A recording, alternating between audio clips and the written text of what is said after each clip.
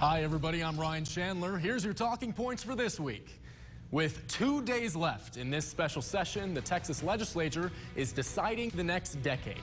Lawmakers drawing new district lines that determine your representation everywhere from Washington to Austin.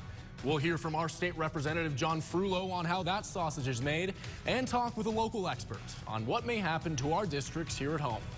And Governor Abbott ended mask mandates from Lubbock in March. Now he's banning vaccine mandates as well. That's sparking a debate not just about public health, but also public policy and who gets to make it.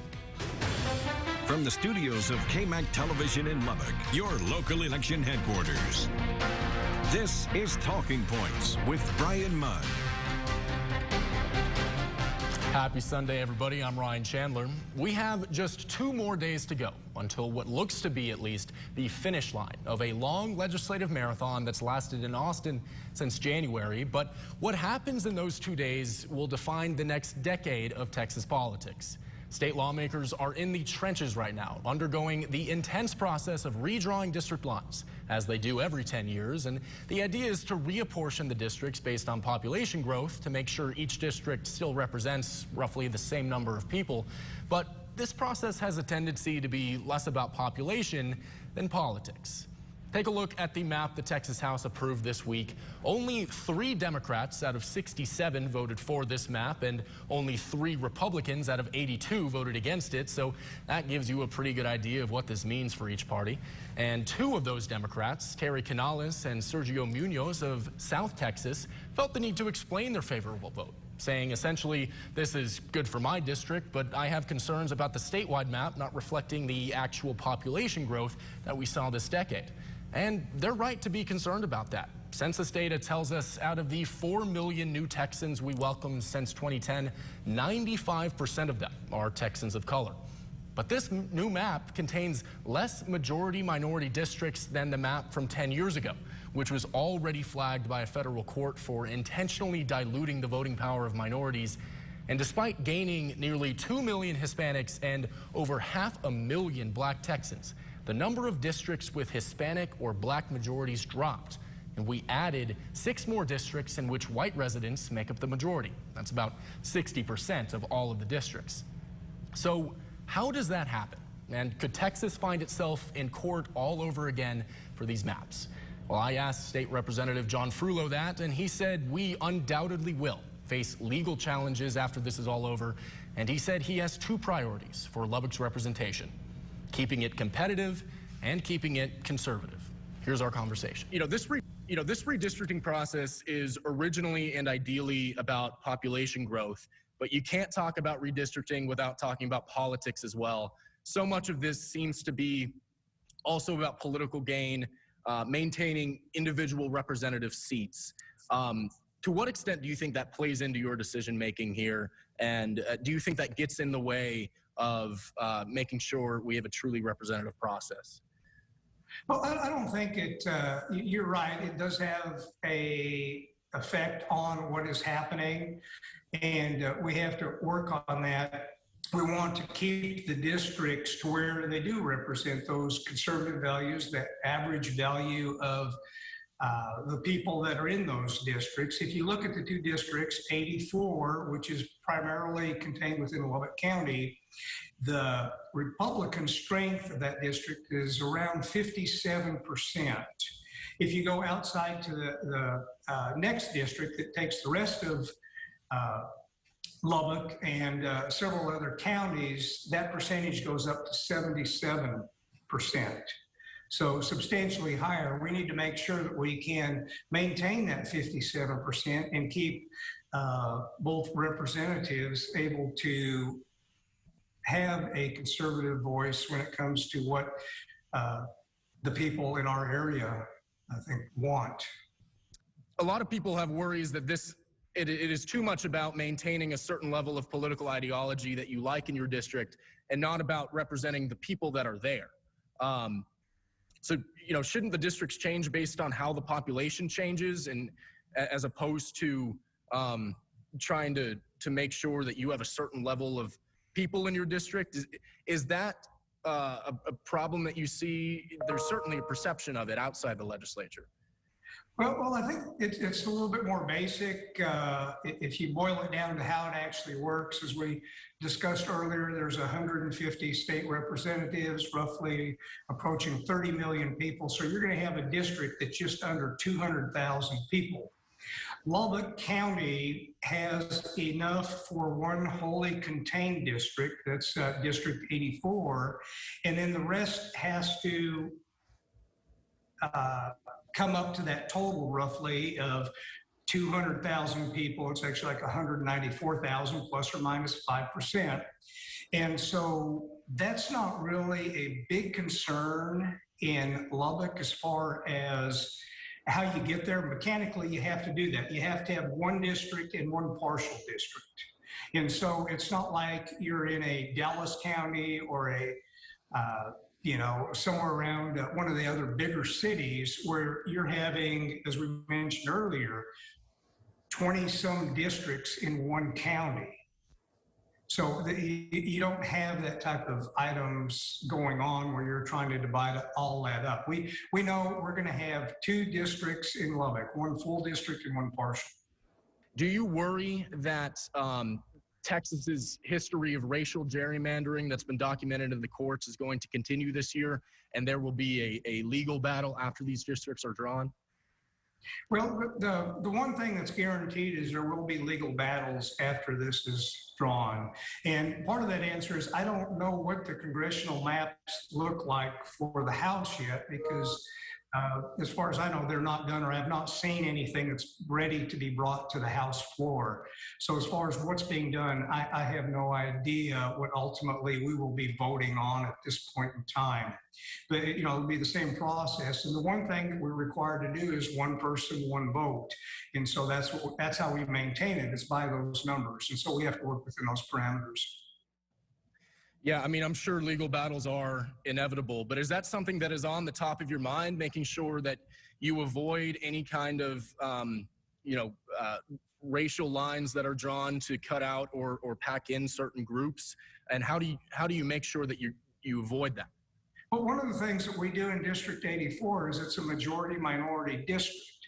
And so we maintain those numbers, and that's what we're required to do. This redistricting process doesn't matter if we don't have representatives to fill those districts that really understand their districts, no matter where they may be. So just speaking from a more general level, what do you see as the biggest challenges that Lubbock faces that you want to bring to the legislature for your district, next session or in the interim?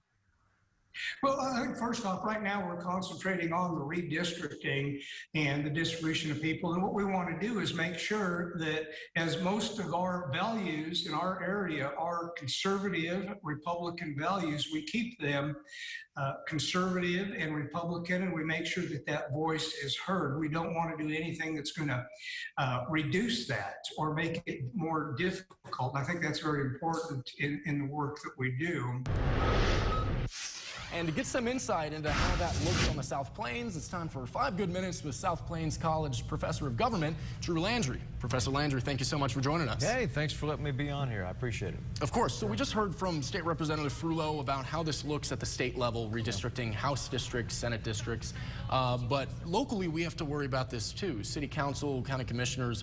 Can you give us some insight into how the local redistricting process differs from maybe the state and national process, and what else we need to consider here at a local level? Well, there's always one particular guiding light, and that is population change, and where people move and where people live, and that's always the key aspect. At least that's what they'll tell you. How is that playing into the strategy of our local municipalities drawing districts? What do they need to consider? Are there certain areas of the city that maybe have grown faster than others? In this particular census, what we found is that it's been the southwest part of the county, southwest part of the city that has grown the most. So that's going to be a big chunk of the redistricting process for the county level. And always remember this too, because there's always a caveat when it comes to redrawing these maps, and it's incumbent protection.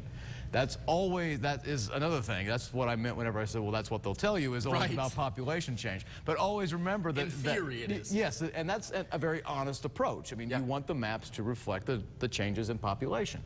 But those who draw the maps want to make sure that they are still there when they get brought up again 10 years later. Right. If the people who won election in these districts are drawing their next districts, what incentive really is there to change those districts, right? Right. You want to make it either stronger for you and more pathetic for the other side. So, and that's been the case since the very beginning. You can go all the way back to Patrick Henry in Virginia. Let's talk about Representative Frullo and Burroughs districts. Both of their districts are changing pretty substantially. Can you give us some insight on how they're changing and why? Yeah, sure. So there's, the old 83 district map, which is Representative Burroughs' district, it would kind of have New Deal and Shallow Water and Slayton and Wolfforth in Lubbock County, and then 6 other counties. But then there was this little part that would kind of go up the middle, and it would kind of go down from University all the way up to 19th Street. That was, it kind of looks like a middle finger to, just so we're clear. But it's, that was the Tech Terrace area, and that was a strong set of precincts for Lubbock area Democrats. So what was done in this particular map drawing session is he said, we're going to take that out. And so they took out that particular part and gave him, took away a particular county, the Southwest, which was Gaines County. And then he got about maybe, about 4 or 5, maybe 6 more counties added to it, such as Dickens County and Garza County, which is where Post is. So there's a bit more of an incumbency protection. There wasn't much competition to begin with, but now there'll be even less. And that's for District 83.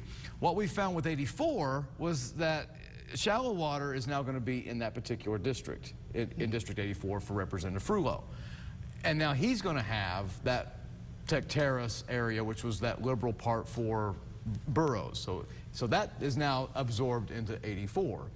What else is interesting is this, is that when a map is shown, it looks like there's a little appendage that has grown down into the southwest part of Lubbock.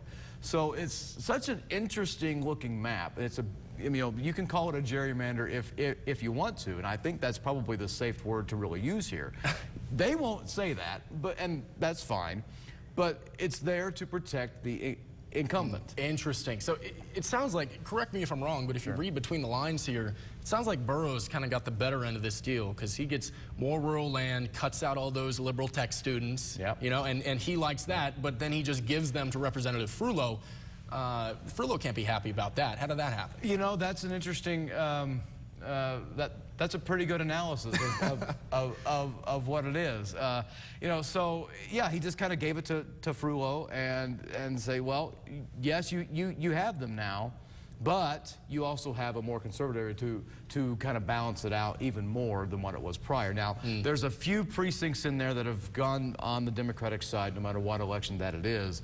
But when you compare that to what Shallow Water has and that little appendage there in Southwest Lubbock, it still makes it a bit more on the Republican side than what Frullo really needs to be concerned about. As they are right now, do you think that they are truly fair and representative given the actual population in the area? Right. So given the best answer that I can give to that very good question is it depends who you ask. To us here in West Texas, it was very much fearful that we would lose a representative either in the Panhandle or around the Oklahoma border because this area lost population, whereas the Metroplex gained.